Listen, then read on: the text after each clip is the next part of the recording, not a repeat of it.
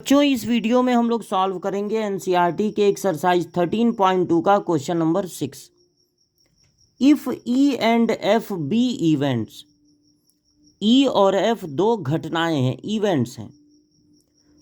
ई के होने की प्रोबेबिलिटी है 3/5, एफ के होने की प्रोबेबिलिटी है 3/10 और दोनों के इंटरसेक्शन के होने की प्रोबेबिलिटी है 1/5। दोनों एक साथ हों इस बात की प्रोबेबिलिटी है 1/5। तो पूछा जा रहा है R E and F independent, क्या ई और एफ इंडिपेंडेंट हैं? तो सबसे पहले आपको जानना होगा कि दो इवेंट को इंडिपेंडेंट कब कहते हैं। दो इवेंट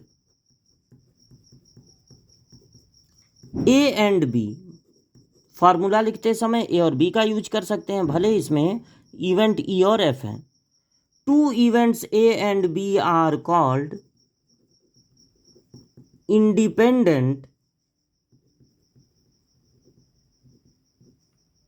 इवेंट्स इफ उनके इंटरसेक्शन की प्रोबेबिलिटी दोनों की अलग अलग प्रोबेबिलिटी का प्रोडक्ट हो। उनके एक साथ होने की प्रोबेबिलिटी दोनों की अलग अलग प्रोबेबिलिटी का प्रोडक्ट हो, तब वो दोनों इवेंट कहलाते हैं इंडिपेंडेंट।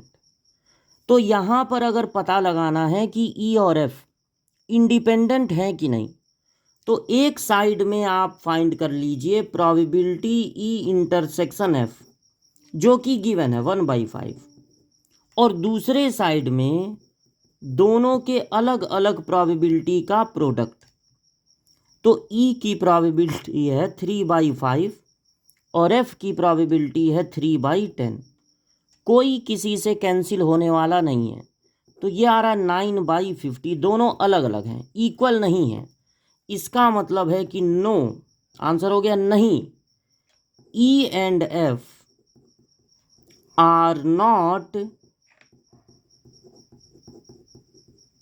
इंडिपेंडेंट इवेंट्स, ये इंडिपेंडेंट नहीं है। ये इंडिपेंडेंट तब कहलाते जब इनके इंटरसेक्शन की प्रोबेबिलिटी इनकी अलग अलग प्रोबेबिलिटी का प्रोडक्ट होती।